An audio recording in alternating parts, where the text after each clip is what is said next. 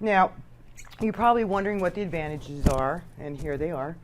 So number one, research has proved that it is more effective than 100% face-to-face and 100% online at this point. So student retention, satisfaction, and knowledge is increased in the hybrid format. Hybrid advantage number two, there's increased student achievement levels. And you're probably wondering why. All right, here we go. Personalizes learning.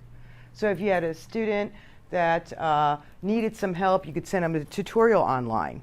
So you can customize both in the face-to-face and online portion. The combination of face-to-face and web instruction enhances their learning because you're clarifying things in class, you're giving them supplements online, or maybe you're doing the opposite, you're flipping it the other way, and that enhances the quality of their learning. Then they're getting that customized instruction and feedback because we're using tools of our LMS like SpeedGrader, we're using audio commentary, we're using rubrics, we're using annotations, those kind of things.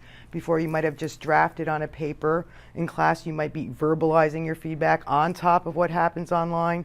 So students are actually getting better instruction and feedback. You're sending out announcements with clarifications so they have information that they need. Sometimes a hybrid advantage is that there's an independent collaborative learning climate. So students meet in your class, they can meet outside of class, they can find each other with the People tab, and you might even group them.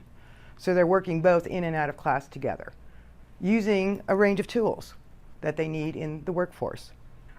There's also improved communication through the use of technology because we're not just using email or the phone.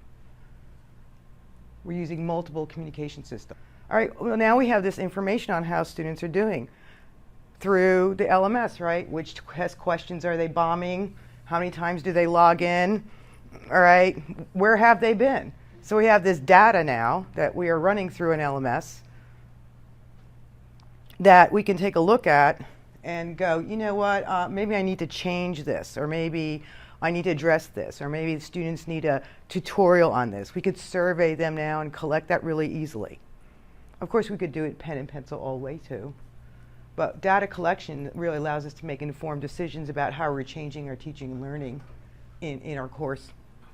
If you're in an online class or a hybrid class and you're a student, well, you better develop some self-regulation and autonomy skills. And the students that are in those components do. Because you have to log in. You have to check your announcements. You have to submit things by the date or the box closes. So again, relevant workforce skills needed by students, right? And we're creating a virtual learning environment.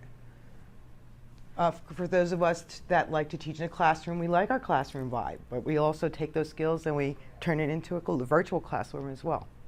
So that same voice and presence and feel for the classroom transmits virtually as well. I know a lot of people are concerned about that often, but if you're doing it in your class, you can certainly do it online.